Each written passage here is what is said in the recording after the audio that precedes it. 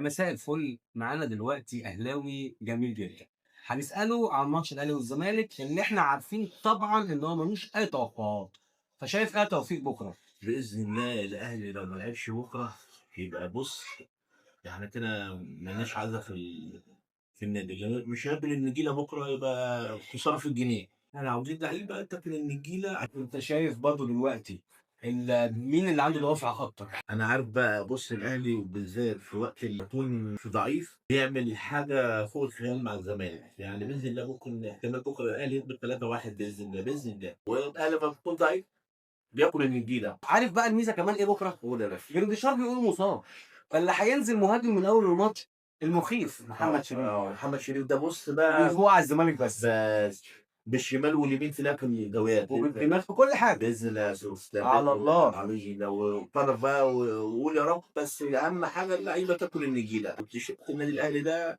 حاجه كبيره يا جماعه، بالله عليكم بالله عليكم، احنا بقالنا كام ماتش كده عمالين نقول الاهلي بيغلب 1-0 بالعافيه ومش عارفين يقولوا كوكي صفقه.